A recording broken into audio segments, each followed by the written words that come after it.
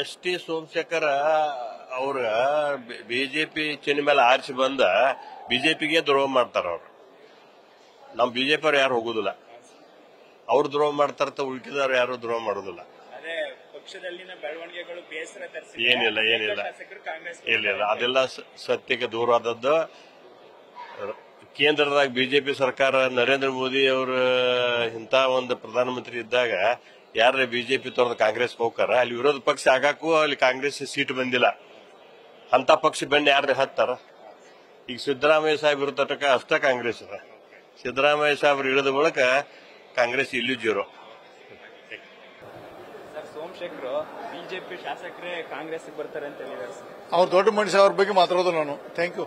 ಶಾಸಕರೇ ಕಾಂಗ್ರೆಸ್ ಸೇರ್ಪಡೆ ಆಗ್ತಾರೆ ಅಂತ ಹೇಳಿದ್ದಾರೆ ಸರ್.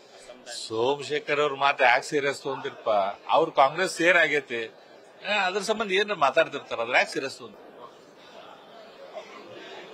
ಸೋಮಶೇಖರ್ ಹೇಳಿದ್ದಾರೆ ಬಿಜೆಪಿ ಶಾಸಕರೇ ಕಾಂಗ್ರೆಸ್ ಸೇರ್ಪಡೆ ಆಯ್ತಾರೆ ಅಂತ ಹೇಳಿದ್ದಾರೆ ಸರ್. ಅವ್ರ ಜಾತಿ ಕೆಡ್ತಾರೆ ಅಂತ ಹೇಳಿ ಉಳಿದವ್ರನ್ನೆಲ್ಲ ಜಾತಿ ಕೆಡಿಸೋದು ಬೇಡ.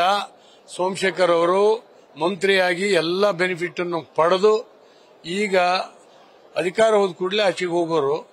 ಇವರು ಸಿದ್ಧಾಂತವಾದಿಗಳಲ್ಲ, ಅವರು ಅವಕಾಶವಾದಿಗಳು. ಸಿದ್ಧಾಂತವಾದಿಗಳು ಬಿಜೆಪಿಯಲ್ಲಿ ಇದ್ದಾರೆ. ಕಾಂಗ್ರೆಸ್ ಬರ್ತಾರೆ ಅಂತ ಹೇಳಿದ್ದಾರೆ ಸರ್.